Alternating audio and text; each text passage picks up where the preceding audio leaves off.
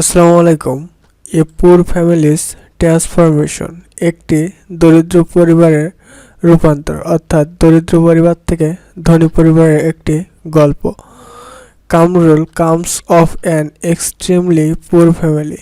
কামরুল অত্যন্ত দরিদ্র পরিবারের সন্তান। He has come to Dhaka with his family in quest of a living. জীবিকার তাগিদে পরিবার নিয়ে সে ঢাকায় এসেছেন। His parents and his elder brother do some odd jobs and he collects waste materials to sell them for money. তার বাবা মা এবং তার বড় ভাই কিছু অদ্ভুত কাজ করে এবং সে অর্থের জন্য বিক্রি করার জন্য বর্জ্য পদার্থ সংগ্রহ করে। In this way he helps his struggling family. এইভাবে তিনি তার সংগ্রামী পরিবারকে সাহায্য করেন।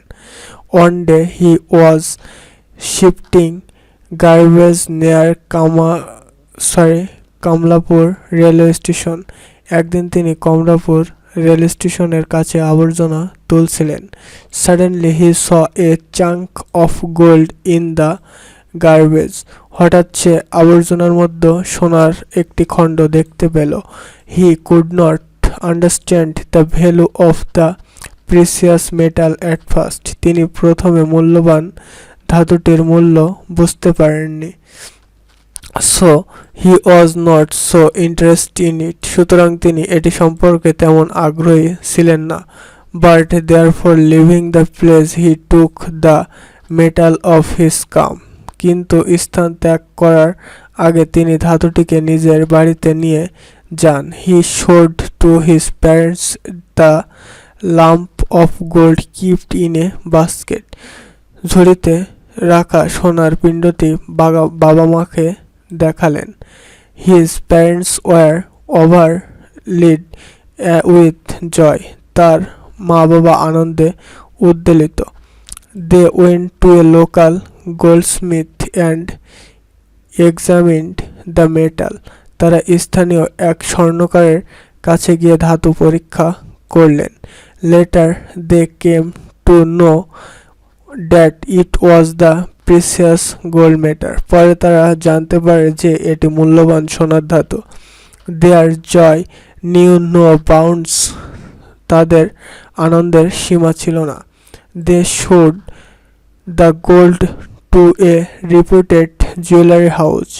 তারা একটি স্বনামধন্য জুয়েলারি হাউজে সোনা বিক্রি করে। With the money they bought a house at the outskirts of the capital city and began to run a business. সেই টাকায় তারা রাজধানীর উপকণ্ঠে একটি বাড়ি কিনে ব্যবসা চালাতে শুরু করেন। They shed their days of sorrows and distress. তারা তাদের দুঃখ কষ্টের দিনগুলোকে ফেলে দেয়। They got relief from the spectre of poverty and began to lead a happy life. তারা দারিদ্র্য থেকে মুক্তি পেয়ে সুখী জীবনযাপন করতে শুরু করেন।